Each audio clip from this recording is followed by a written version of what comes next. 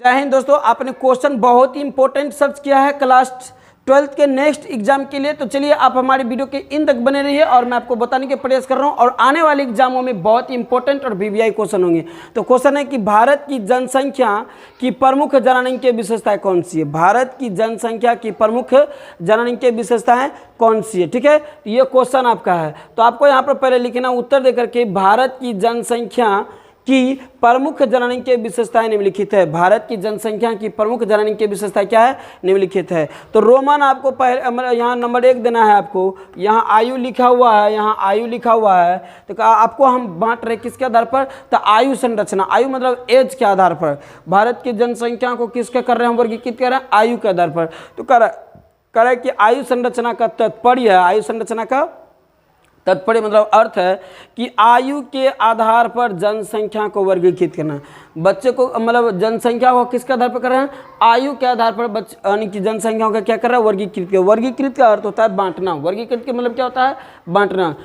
भारत में कहाँ पर, भारत में 2001 ईस्वी में 10 से 19 वर्ष की आयु वाले किशोरी के जो प्रतिशत निकाला गया, कितना निकला, 22%। कितना निकला, 22%। तो यह जो बांटा था किसके आधार पर, तो आयु संरचना के आधार पर। दूसरा हो गया लिंग संरचना। अब देखिए लिंग संरचना के आधार पर स्त्री और पुरुष की जनसंख्या निकालते हैं।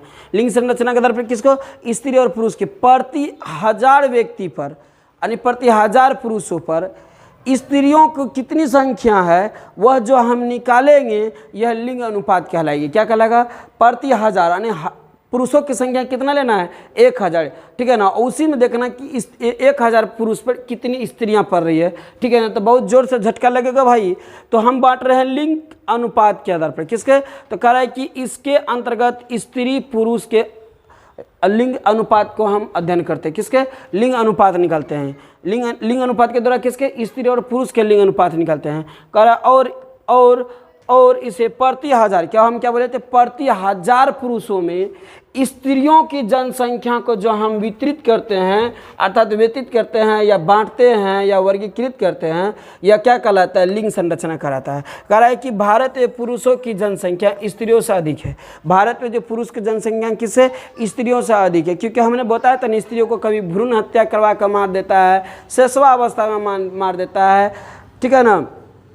फिर उसके बाद हो गया दहेज प्रथा के कारण मार रहा है। गांव में कई स्त्रियों के तिरस्कार के कारण क्या जो है, स्त्रियों को कहीं न कहीं मारते जा रहा है, ठीक है ना। तो जिसके वजह से स्त्रियों की जनसंख्या क्या कम हो गया है। और 2001 की जनगणना के अनुसार, किसके, 2001 की जनगणना के अनुसार 1000 पुरुषों में स्त्रियों की संख्या मात्र में 933 था। कितना था, 933।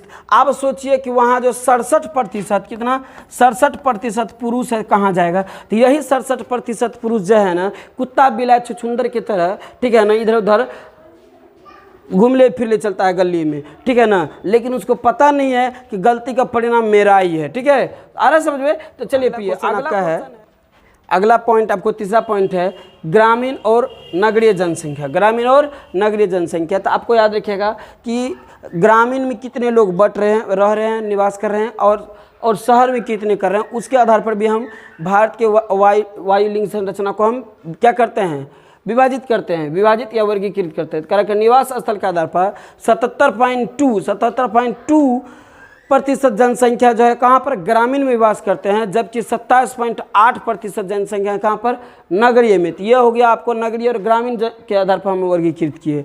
अगला हो गया कि कार्य और श्रमिक जनसंख्या। अब देखिए कितने लोग अपने खुद को कार्य कर रहे हैं इस पे बटे हुए हैं और कितने श्रमिक कार्य कर रहे हैं, श्रमिक मजदूरी कर रहे हैं। तो कह रहे हैं यहाँ पर देख लीजिए कि भारत में जो है, भारत में 39% जनसंख्या जो है लाभकारी होती है, लाभकारी खुद को लाभ खा, ठीक है ना, और संलग्न है।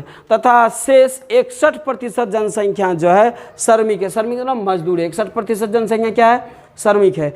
इसके आधार पर भी क्या किया गया है, भारत की जननांगीय संरचना को क्या किया गया है, विभाजित किया। भारत की जननांगीय संरचना को क्या किया गया, प्रिय, विभाजित किया गया था। अब मुझे आशा है कि आप लोगों की इस बात को समझ में आ गया होगा, ठीक है ना, इस बात को समझ में आ गया होगा। तो आप हमारे चैनल को सब्सक्राइब कर दीजिए, शेयर कर दीजिए और ज़रूर बच्चे के पास